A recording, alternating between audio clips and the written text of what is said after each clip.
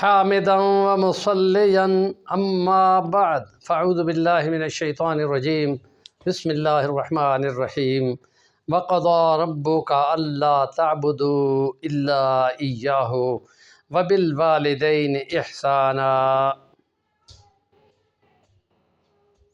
قال النبي صلى الله عليه وسلم حرم عليكم عقوق الأمهات ووأد البنات وكره لكم قيل وقال وكثرة السؤال وإضاعة المال.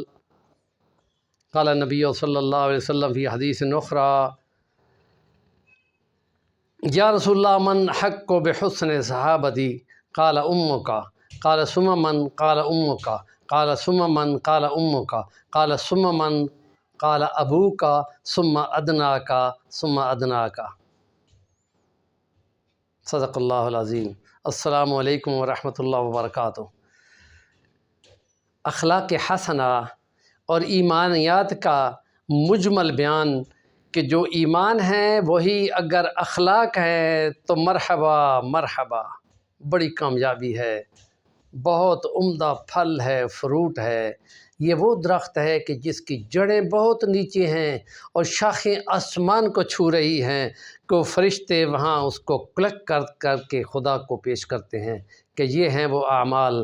اور اس کی مثال خدا نے کئی درخت کی دی ہے، کلمہ شجرہ طیبہ کی، کہ جو بلند ہے. یہ اعلیٰ اخلاق ہیں. نبی کریم صلی اللہ علیہ وسلم نے اس حسن اخلاق کو معاشرت میں بیان کرتے ہوئے اللہ کی عبادت توحید کے بعد، مذمت شرک کے بعد والدین کے حق کے ساتھ مزین فرمائی ہے. اور یہ فرمایا ہے کہ اللہ نے حکم دیا اپنی عبادت کا اور حسن سلوک اپنے والدین کے ساتھ. ایک صحابی کہتا ہے یا رسول اللہ میرے اچھے سلوک کا کون مستحق ہے؟ یعنی میرے یہاں آگے پیچھے جو بھی ہیں. فرمایا تیری ماں مستحق ہے. اس کے بعد کون؟ فرمایا تیری ماں مستحق ہے. اس کے بعد کون یا رسول اللہ؟ فرمایا تیری ماں مستحق ہے. اس کے بعد یعنی چوتھے نمبر پہ فرمایا تیرا باپ. پھر اس کے بعد جو قریب قریب ہیں، اس کے بعد جو قریب قریب ہیں. گویا کہ پہلے تین تمغے جو ہیں وہ سونے چاندی اور کانسی کا وہ ماں کو ہی دلوا دیے، اور جو کوئی ایک آدھ بچہ ہے وہ باپ کی طرف گیا اور پھر رشتہ داروں کی طرف گیا. اور دوسری ایک حدیث آپ کے سامنے پڑھی ہے کہ نبی پاک نے فرمایا اپنی ماؤں کی نافرمانی تم پر حرام کر دی گئی ہے. ایک اور حدیث میں نبی پاک نے فرمایا جنت ماں کے قدموں کے نیچے ہے.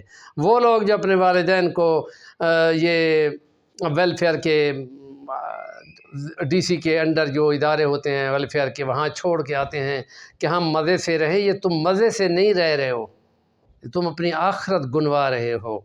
اور تم ان کو دیکھ دیکھ کے جیو اور وہ تمہیں دیکھ دیکھ کے بلائیں دیں، دعائیں دیں اور خوش ہوں.